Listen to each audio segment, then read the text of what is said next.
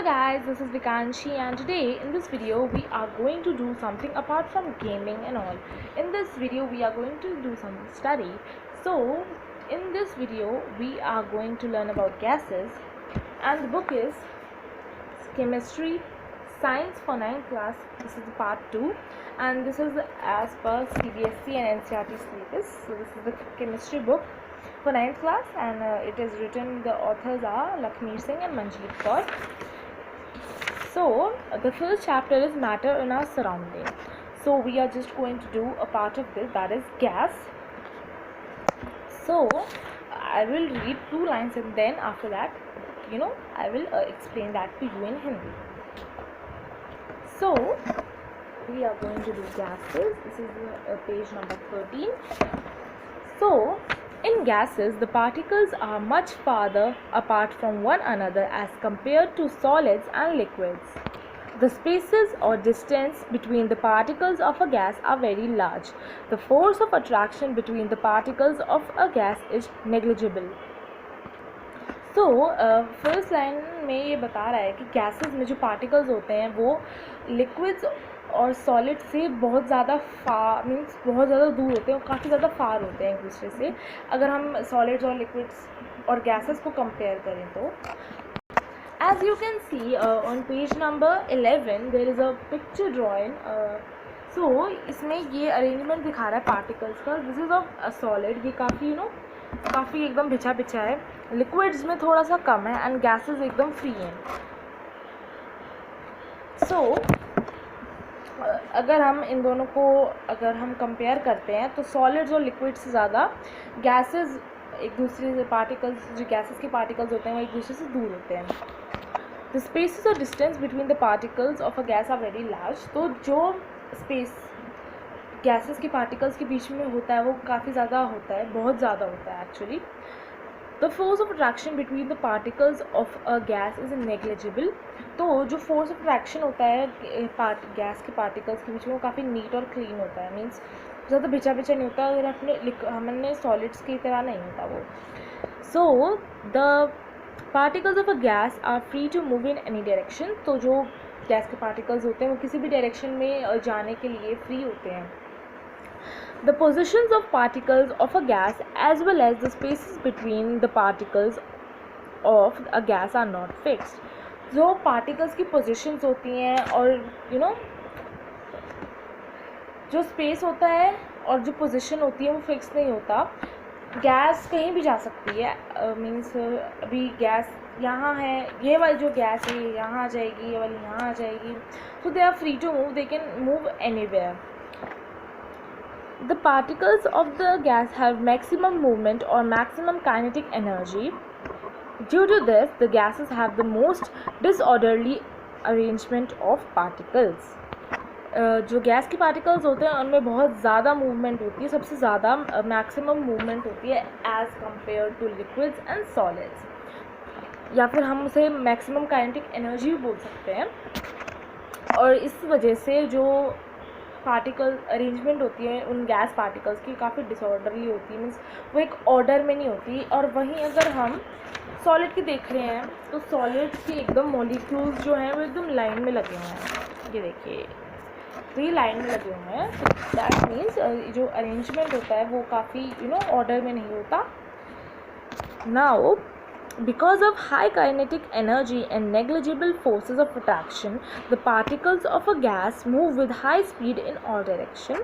तो इसी high kinetic energy की वजह से और फोर्सेस की वजह से गैसेस एक हाई स्पीड में मूव करती हैं किसी भी डायरेक्शन में. तो जैसे अगर पंखा चल रहा है एंड गैस इज़ मूविंग तो काफ़ी फास्ट मूव कर रही है वो और हर जगह डायरेक्शन में फैल जाती है.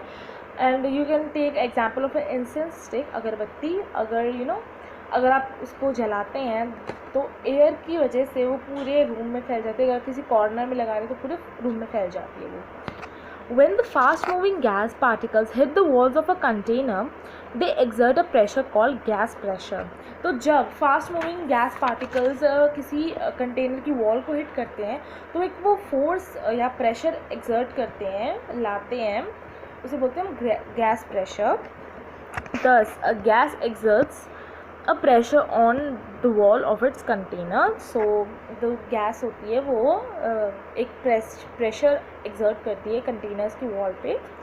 The pressure exerted by a gas is due to the collisions of fast moving gas particles against the walls of the container.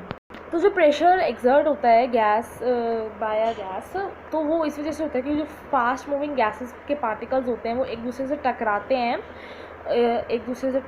हैं, फिर वॉल्स के टकराते हैं कंटेनर के. When a gas is put in an empty container, it quickly spreads through the container and fills it completely. तो जब हम किसी खाली कंटेनर में, बीकर में, किसी भी चीज़ में अगर हम गैस डालते हैं या फिर हम उसे फिल करते हैं तो जो गैस होती है वो पूरे कंटेनर में फैल जाती है काफ़ी और उसको पूरा कम्प्लीटली फिल कर देती है. If a gas is heated the particles of a gas start moving faster and faster. और जब वो गैस होती है जो गैस होती है अगर हम उसको हीट कर देते हैं या फिर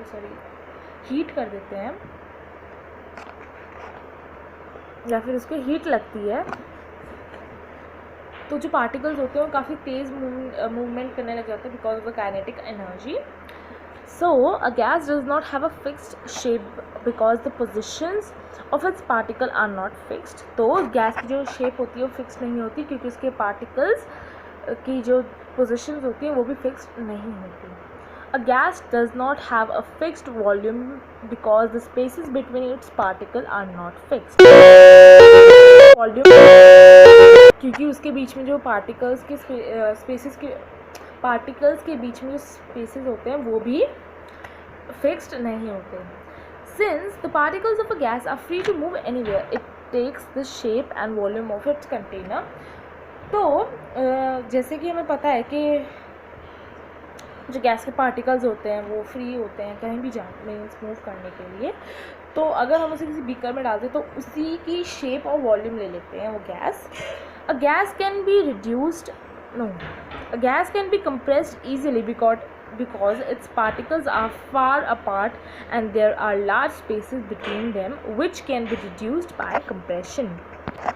अब हम क्या कहते हैं, हम एक गैस को काफ़ी ईज़िली कंप्रेस कर सकते हैं क्योंकि उसके जो पार्टिकल्स होते हैं वो एक दूसरे से काफ़ी दूर होते हैं और उनके बीच में जितना स्पेस होता है वो बहुत ज़्यादा होता है और वो एक दूसरे को हम उसे काफ़ी ईज़िली रिड्यूस कर सकते हैं उनके कंप्रेशन को.